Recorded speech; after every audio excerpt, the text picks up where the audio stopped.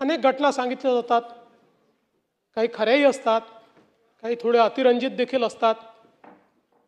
पहिल्यांदा सांगतो की ज्या विविक्षित घटना या ठिकाणी मांडलेल्या आहेत त्या प्रत्येक घटनेवर मी काही बोलणार नाही, पण त्याची नोंद घेतलेली आहे. त्या संदर्भातल्या नोट्सही माझ्याकडे आहेत. आवश्यक असेल तर त्या आमदारांना मी पाठवून देईल. त्या प्रत्येक घटनेच्या संदर्भात काय कारवाई झाली आहे हे आपण त्या ठिकाणी सांगणार आहोत. पण त्याचवेळी मला एक गोष्ट आपल्या निदर्शनास आणून द्यायची आहे की मी नेहमी असं मानणाऱ्यांपैकी आहे की कायदा आणि सुव्यवस्थेला उत्तर हे स्टॅटिस्टिक्सने देणं हे काही योग्य नाही आहे. हे पूर्वी पण म्हणायचो, मी विरोधी पक्षात असताना म्हणायचो, इतके वर्ष गृहमंत्री आहे तरी म्हणतो. पण दुर्दैवाने या सभागृहामध्ये चुकीचं स्टॅटिस्टिक्स मांडलं जातं आणि मग महाराष्ट्रच कसं क्रमांक 1 वर आहे असं ज्यावेळेस सांगितलं होतं त्यावेळेस महाराष्ट्राची बाजू तर मला मांडावीच लागेल आणि म्हणून मला मग आकडेवारी या ठिकाणी द्यावी लागते. आणि म्हणून मला असं वाटतं की पहिल्यांदा तर आपण सगळ्यांनी लक्षात घेतलं पाहिजे की क्राईम रेट हा कसा मोजायचा असतो. प्रति 1 लाख लोकसंख्या मोजायचा असतो. तो जर ॲब्सोल्यूट क्राईम रेट मोजला जयंतराव तर नेहमीच उत्तर प्रदेश पहिल्या क्रमांकावर असेल आणि नेहमीच गोवा शेवटच्या क्रमांकावर असेल, कारण गोव्याची लोकसंख्याच 15 लाख आहे. आता 15 लाखात क्राईम होतील तर किती होतील. आणि म्हणून प्रति 1 लाख लोकसंख्येमध्ये आपण जर विचार केला तर देशातल्या राज्यांमध्ये आपण 7व्या क्रमांकावर आहोत, पहिल्या क्रमांकावर नाही आहोत. हे 7वंही आहे हे काही खूप चांगलं असं मी म्हणणार नाही, पण विनाकारण आपल्याच राज्याला गुन्हेगारीत पहिला अशा पद्धतीनं सांगणं योग्य नाही. म्हणून या ठिकाणी सांगतो की आपण 7व्या क्रमांकावर आहोत. आणि आपण जर बघितलं क्राईम अगेन्स्ट विमेन, महिलांच्या विरुद्ध जे अपराध आहेत त्यामध्ये महाराष्ट्र 9व्या क्रमांकावर आहे. तिथेही पहिल्या क्रमांकावर आपण नाही.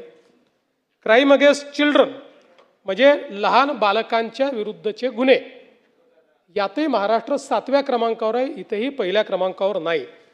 त्यामुळे मला असं वाटतं आपण जर बघितलं तर याच्यामध्ये जे काही रेपचे गुन्हे आहेत त्याच्यामध्ये महाराष्ट्र 17व्या क्रमांकावर आहे, 17.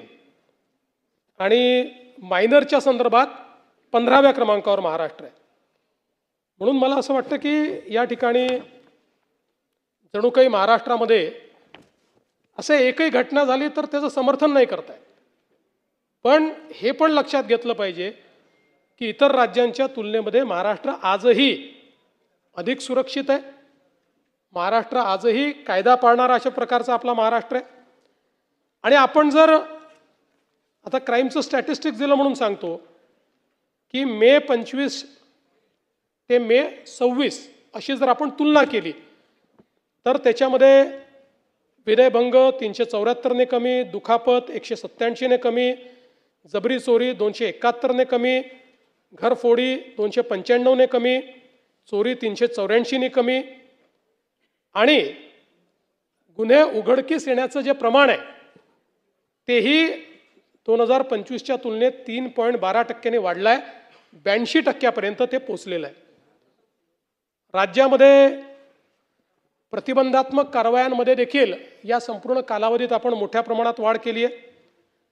तडीपारी 534ने वाढ, MPDA 14ने वाढ, मकोका 33ने वाढ आणि मोठ्या प्रमाणात अग्निशस्त्र जप्त करणे 427 अशा पद्धतीनं आपण हे काम केलं आहे. आणि आपण जर या ठिकाणी अपराध सिद्धीचा दर बघितला, हा सगळ्यात महत्त्वाचा आहे. कारण अध्यक्ष महोदय, गुन्हेगारावर वचक कधी राहील तर गुन्हा एखादा आपण पकडल्यानंतर त्याची चार्जशीट दाखल केल्यानंतर कन्व्हिक्शन होणं